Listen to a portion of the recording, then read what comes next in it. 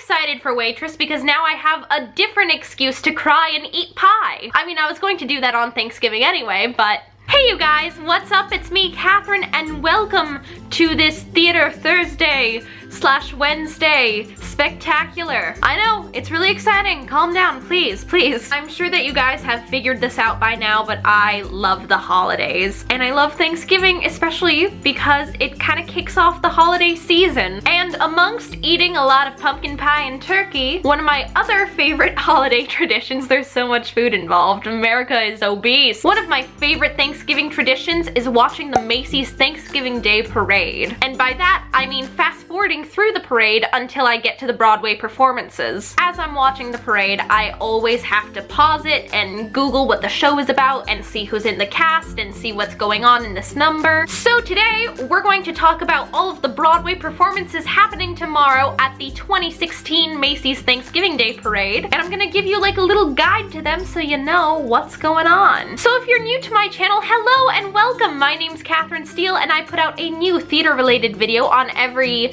Theater Thursday, plus I do bonus uploads throughout the week like the one you're watching right now. Go ahead and hit subscribe. That way you get notified for all those videos, plus you become a member of the Theater Thursday family. Also, tomorrow we will still have our regularly scheduled Theater Thursday, so not to worry, I got us covered. If you want to follow me on social media, I am Kath_Steele on Snapchat, Twitter, and Instagram. Chances are I probably will either be like live snapping or live tweeting the Broadway performances, so if you want to see some fun commentary, go hang out with me on there. So yeah, let's jump into it. Now, I'm not sure which order these performances are going to take place, so I'm just going to say them, but don't be surprised if they're not in order, because I have no idea what the order is. First off, let's talk about the Broadway revival of Cats. Because jellicles are angelicals too! Now, you guys know that I am an expert when it comes to cats. Yeah, let me just slip into something more comfortable. Okay, maybe not that much of an expert. I tried something and it was terrible. And it's gonna be this. Okay, so the Broadway revival of Cats will be performing at the parade. Cats is the adaptation of a book of poems by T.S. Eliot. The plot kind of confuses a lot of people, but the way that I've always kind of interpreted it and saw it is that all of these cats are hanging out. Basically, one of them is going to get reincarnated, and they have to decide amongst themselves who's going to get reincarnated and who deserves that. So all the different cats kind of present themselves and explain who they are. You've got Victoria, the white ballerina virginal cat. Also, kill me if I ever say the phrase virginal cat ever again. The rum-tum tugger is a curious cat. And then of course you've got Grisabella, who is a cat past her prime. It's kind of insinuated that she's a cat prostitute. So all these cats are getting together. Who deserves to be reincarnated? We'll never know. Just kidding, you find out at the end of the show. It's exciting because they're really well known for the amazing spectacle that goes into this show. You've got a ton of incredibly talented dancers and vocalists dressed up as cats, just using their pure athleticism and artistic ability to tell a story in a really creative way. And it'll be really exciting to watch them all perform on the parade tomorrow. While we're on the topics of crazy costumes and insane athleticism, let's talk about Paramore. This is Cirque du Soleil's first Broadway musical. What? I know, I didn't even like realize this until I was watching an interview with Ruby Lewis, that's the star of the show. According to the official synopsis, Paramore is themed to the golden age of Hollywood and follows the life of a poet who is forced to choose between love and art. Okay. I know that critically a lot of people haven't been thrilled with the book or the music of the show, but they love the Cirque du Soleil aspect of it. So I'm excited to see that. They've got a 38-person cast. That's insane. Sugar, butter, and flour aren't going to be the only things you'll be eating tomorrow.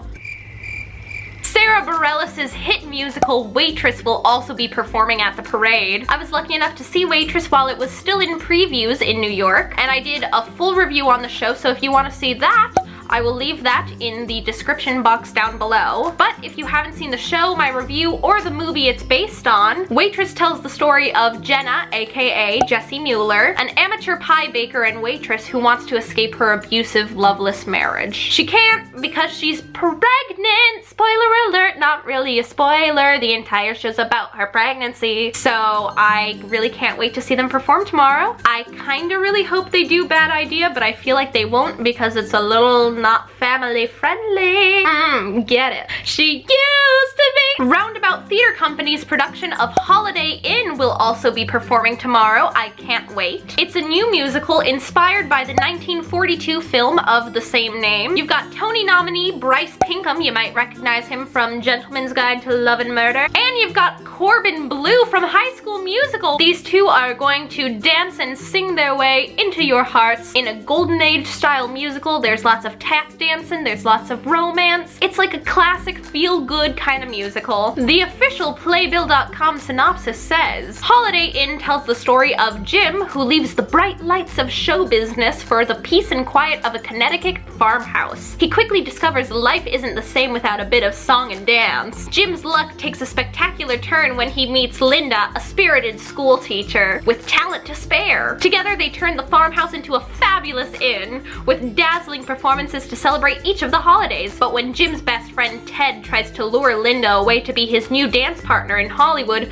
will Jim be able to salvage his chance at love? Who knows? They have a really cool jump rope number, so I'd love to see that. Also, shout out to Jonalyn Saxer, my old summer camp counselor, who is in the company of Holiday Inn, so break a leg. We've got another live musical gracing our TV screens this year. NBC is putting on Hairspray Live, which premieres on December 7th. I'm really excited. I know that a lot of people have the mixed feelings about the live shows, but here's the thing. So many kids who don't maybe have access to theater or have never even seen a show now get to see a Broadway musical from their living room. That's amazing. So I love the live musicals. I'm very excited. But Hairspray Live features a stellar cast of celebrities. What? You've got a newcomer for Tracy Turnblad, which is super cool. I'm really pumped. I will definitely be watching it live, and I'm excited to see this kind of first glance at it. So break a leg to Hairspray. And of course, rounding out the performances, we've got the world famous Radio City Rockettes. I love watching them dance. I think they're spectacular, and I wish I was as tall as them, and I never will be.